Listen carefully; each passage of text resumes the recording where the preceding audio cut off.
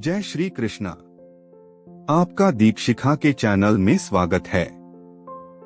श्रीमद् भगवत गीता अध्याय 6 भाग 4 सनिश्चयेन योक्तव्यो योगो निर्विंचेत्सा संकल्प प्रभवान कामास त्यक्त्वा सर्वान् शेषतः मनसैवेन्द्रिय ग्राम विनियमे समन्ततः। इसका भावार्थ है, मनुष्य को चाहिए कि संकल्प तथा श्रद्धा के साथ योगाभ्यास में लगे और पथ से विचलित न हो। उसे चाहिए कि मनोधर्म से उत्पन्न समस्त इच्छाओं को निरपवाद रूप से त्याग दे और इस प्रकार मन के द्वारा सभी ओर से इंद्रियों को वश में करे। इसका तात्पर्य है, योगाभ्यास करने वाले को दृढ़ संकल्प होना चाहिए और उसे चाहिए कि बिना विचलित हुए धैर्यपूर्वक अभ्यास करे। अंत में उसकी सफलता निश्चित है।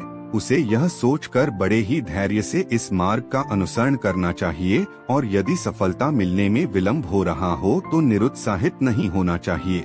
ऐसे दृढ़ अभ्यासी की सफलता सुनिश्चित है। भक्ति योग के संबंध में रूप गोस्वामी का कथन है, उत्साहान्निश्चयात् धैर्यात् तत्तत् कर्म प्रवर्तना संगत्यागात् सतो वृत्तेः षड्भिर्भक्तिः प्रसिद्धयति। मनुष्य पूर्ण हार्दिक उत्साह, धैर्य तथा संकल्प के साथ भक्ति योग का पूर्ण रूपेण पालन भक्त के साथ रहकर निर्धारित कर्मों के करने तथा सत्कार्यों में पूर्णतया लगे रहने से कर सकता है। जहाँ तक संकल्प की बात है, मनुष्य को चाहिए कि उस गौरैया का आदर्श ग्रहण करे जिसके सारे अंडे समुद्र की लहरों में मग्न हो गए थे। कहते हैं कि एक गौरैया ने समुद्र तट पर अंडे दिए, किंतु विशाल समुद्र उन्हें अपनी लहरों में समेट ले गया। इस पर गौरैया अत्यंत क्षुब्ध हुई और उसने समुद्र से अंडे लौटा देने के लिए कहा, किंतु समुद्र ने उसकी प्रार्थना पर कोई ध्यान नहीं दिया।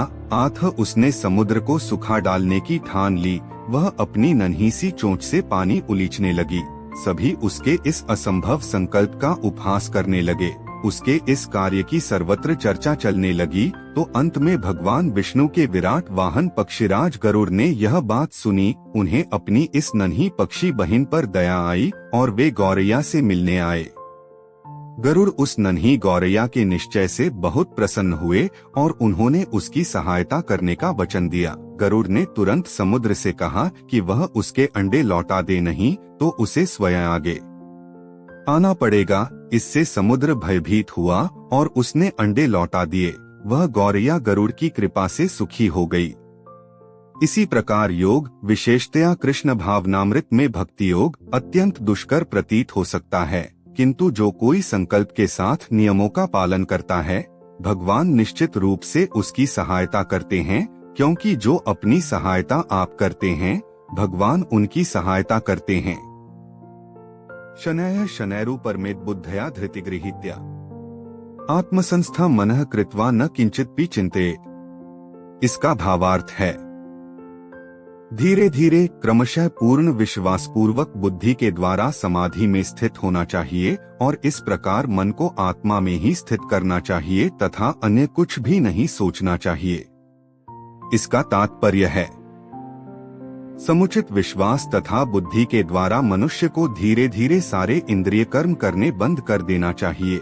यह प्रत्याहार कहलाता है।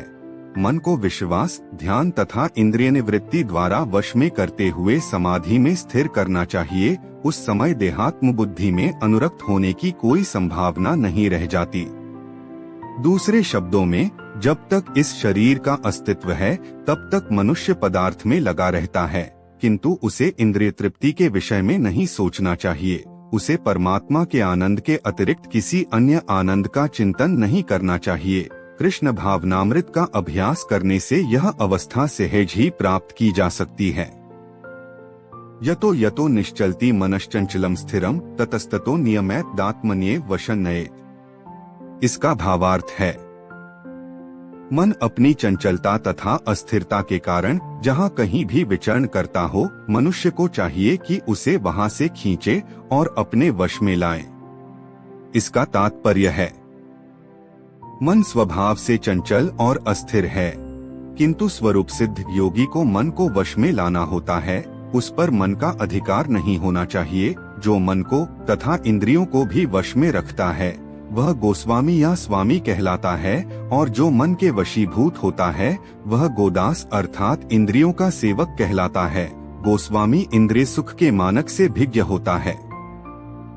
दिव्य इंद्रिय सुख वह है जिसमें इंद्रियां ऋषिकेश अर्थात इंद्रियों के स्वामी भगवान कृष्ण की सेवा में लगी रहती हैं। शुद्ध इंद्रियों के द्वारा कृष्ण की सेवा ही कृष्ण चेतना या कृष्ण भावनामृत कहलाती है। इंद्रियों को पूर्णवश में लाने की यही विधि है। इससे भी बढ़कर बात यह है कि यह योगाभ्यास की परम सिद्धि भी है। प्रशांत मन संहेनम योगिन सुखमुत्तमम उपैति शांतर्जसं ब्रह्मभूतम कल्मषम।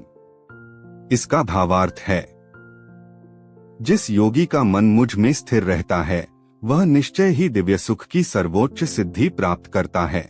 वह रजोगुण से परे हो जाता है, वह परमात्मा के साथ अपनी गुणात्मक एकता को समझता है और इस प्रकार अपने समस्त विगत कर्मों के फल से निवृत्त हो जाता है। इसका तात्पर्य है, ब्रह्मभूत वह अवस्था है जिसमें भौतिक कल्मश से मुक्त होकर भगवान की दिव्य सेवा में स्थित हुआ जाता है। मद्भक्ति लभते पराम। जब तक मनुष्य का मन भगवान के चरण कमलों में स्थिर नहीं हो जाता तब तक कोई ब्रह्म रूप में नहीं रह सकता। स वै मनः कृष्ण पदारविंदयोः। भगवान की दिव्य प्रेम भक्ति में निरंतर प्रवृत्त रहना या कृष्ण भावनामृत में रहना वस्तुतः रजोगुण तथा भौतिक कल्मश से मुक्त होना है। युञ्जन्नेवं सदात्मानं योगी विगत कल्मषः सुखेन ब्रह्म संस्पर्शमत्यन्तं सुखम श्नुते। इसका भावार्थ है, इस प्रकार योगाभ्यास में निरंतर लगा रहकर आत्मसंयमी योगी समस्त भौतिक कल्मश से मुक्त हो जाता है और भगवान की दिव्य प्रेमा भक्ति में परम सुख प्राप्त करता है। इसका तात्पर्य है, आत्मसाक्षात्कार का अर्थ है भगवान के संबंध में अपनी स्वाभाविक स्थिति को जानना। जीव आत्मा भगवान का अंश है और उसकी स्थिति भगवान की दिव्य सेवा करते रहना है। ब्रह्मा के साथ यह दिव्य सान्निध्य ही ब्रह्म संस्पर्श कहलाता है। सर्वभूतस्थमात्मनं सर्वभूतानि चात्मनि ईक्षते योगयुक्तात्मा सर्वत्र समदर्शनः। इसका भावार्थ है, वास्तविक योगी समस्त जीवों में मुझको तथा मुझ में समस्त जीवों को देखता है। निस्संदेह स्वरूप सिद्ध व्यक्ति मुझ परमेश्वर को सर्वत्र देखता है। इसका तात्पर्य है, कृष्ण भावना भावित योगी पूर्ण दृष्टा होता है क्योंकि वह परब्रह्म कृष्ण को हर प्राणी के हृदय में परमात्मा रूप में स्थित देखता है। ईश्वरः सर्वभूताना हृदयेषोर्जुन तिष्ठति। अपने परमात्मा रूप में भगवान एक कुत्ते तथा एक ब्राह्मण दोनों के हृदय में स्थित होते हैं। पूर्ण योगी जानता है कि भगवान नित्य रूप में दिव्य हैं और कुत्ते या ब्राह्मण में स्थित होने से भी भौतिक रूप से प्रभावित नहीं होते। यही भगवान की परम निरपेक्षता है। यद्यपि जीवात्मा भी एक एक हृदय में विद्यमान है किंतु वह एक साथ समस्त हृदयों में नहीं है। आत्मा तथा परमात्मा का यही अंतर है। जो वास्तविक रूप से योगाभ्यास करने वाला नहीं है वह इसे स्पष्ट रूप में नहीं देखता। एक कृष्ण भावना भावी व्यक्ति कृष्ण को आस्तिक तथा नास्तिक दोनों में देख सकता है। स्मृति में इसकी पुष्टि इस प्रकार हुई है, आत्तत्वाच्च मातृत्वाच्च आत्मा ही परमो हरियः। भगवान सभी प्राणियों का स्रोत होने के कारण माता और पालनकर्ता के समान हैं। जिस प्रकार माता अपने समस्त पुत्रों के प्रति संभाव रखती है उसी प्रकार परम पिता भी रखता है। फलस्वरूप परमात्मा प्रत्येक जीव में निवास करता है। बाह्य रूप से भी प्रत्येक जीव भगवान की शक्ति में स्थित है।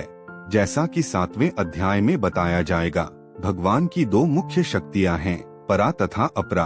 प्रत्येक जीव किसी न किसी प्रकार भगवान में ही स्थित रहता है।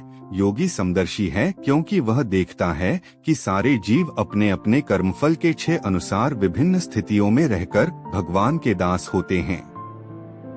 अपराशक्ति में जीव भौतिक इंद्रियों का दास रहता है, जबकि पराशक्ति में वह साक्षात परमेश्वर का दास रहता है। इस प्रकार प्रत्येक अवस्था में जीव ईश्वर का दास है। कृष्ण भावना भावित व्यक्ति में यह समदृष्टि पूर्ण होती है। गीता का अगला अध्याय सुनने के लिए चैनल को लाइक, शेयर और सब्सक्राइब जरूर करें। धन्यवाद।